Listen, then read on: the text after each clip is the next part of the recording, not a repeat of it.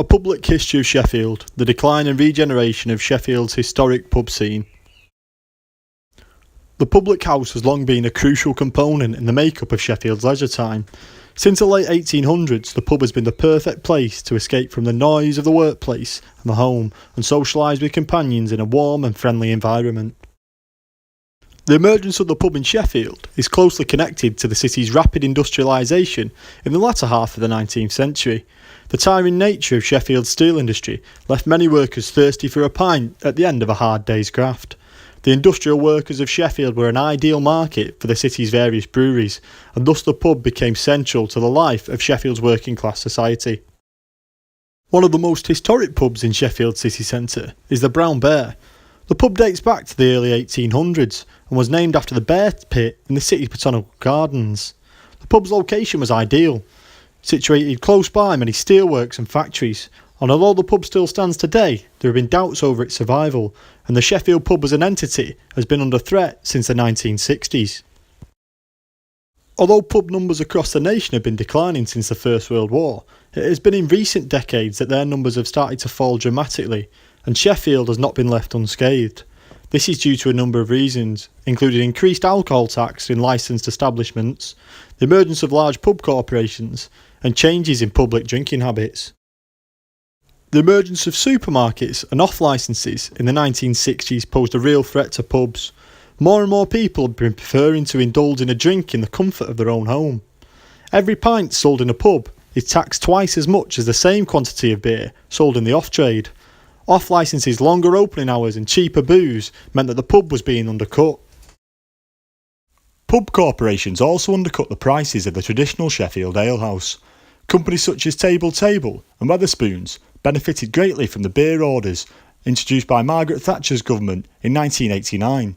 The beer orders limited breweries to owning no more than 2,000 pubs, and thus many independent premises were swept up by big pub companies. Division Street is an area of Sheffield where the presence of pub chains in place of independent locals is perhaps most evident. The Prince of Wales was one such pub. It was absorbed into the Green King Corporation and renamed the Frog and Parrot, and although still immensely popular with locals, it has lost some of its regional charm. Further along Division Street is Cambridge House. The building was originally the mail order office for the Graves Company. Today it is a J.D. Wetherspoons establishment, and although part of Britain's largest pub chain, the building's external architecture has been largely preserved, despite its interior being unreflective of a traditional Sheffield pub.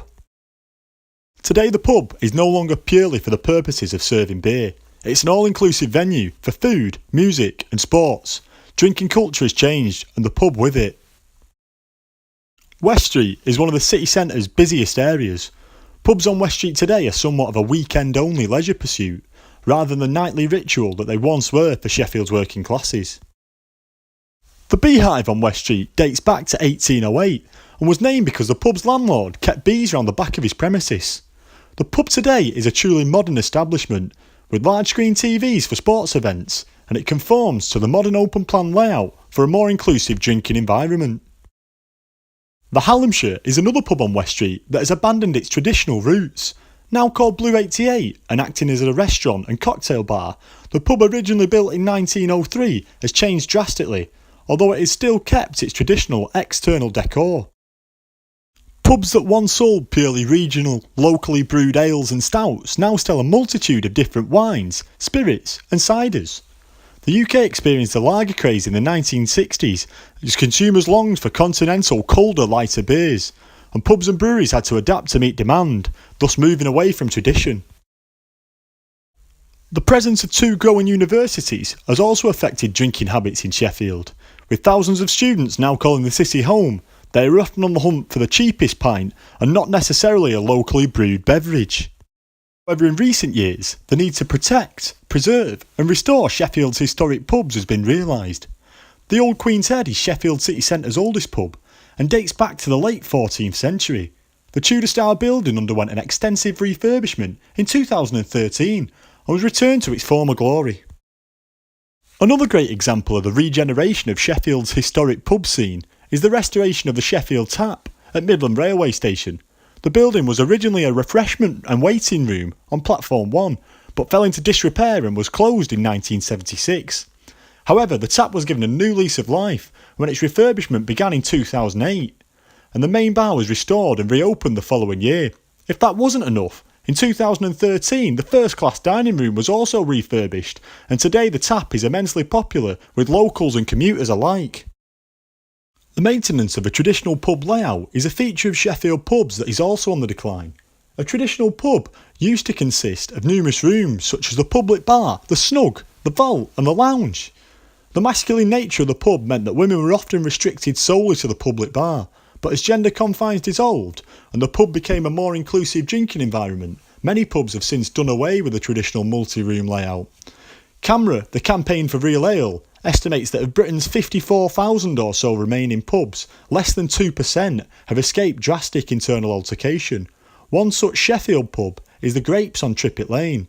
The Grapes has kept, largely, its traditional internal and external furnishings, as opposed to adopting a modern open-plan layout.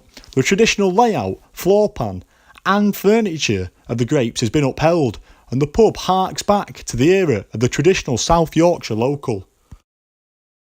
Along with the physical regeneration of Sheffield pubs, there's been a material regeneration of the city's brewing industry. The city today is home to a multitude of different breweries, producing local beers, ciders and spirits, such as Thornbridge Brewery. Although based in Buxton, Derbyshire, this brewery has its roots in Sheffield and has a number of Sheffield-themed beers. True North Brew Co., based in Sheffield city centre, supplies numerous pubs and bars with locally brewed beers, gins and vodkas. True North is aiming to bring a regional Sheffield identity back to Division Street. Finally, Standstill Brewery, based just outside the city centre, has brought back the forgotten traditional Barnsley Bitter to Sheffield pubs along with other locally brewed beers. The Sheffield pub as a concept is something that has to adapt and be ever changing. Although tradition is important, pubs have seen that failure to move with the times has resulted in a drastic reduction of their numbers. To say that the pub as an entity is in danger of becoming extinct is to go too far. The pub will always have a special place in Sheffield society. In recent decades, pubs have had to pick and choose their battles, and they will have to continue to do so. Pubs have had to adapt to society's drinking habits. Britain is no longer purely a nation of ale and stout drinkers. Compromise from landlords will be necessary. However, the recent regeneration and preservation of Sheffield pubs is a welcome one. Many pubs have been listed as historically important buildings, and although the traditional Sheffield pub is still in decline, the situation today is much better than it was in recent years. The regeneration of Sheffield's brewing scene has been essential, and it will continue to be so as the city looks to firmly establish itself as one of the brewing capitals of England.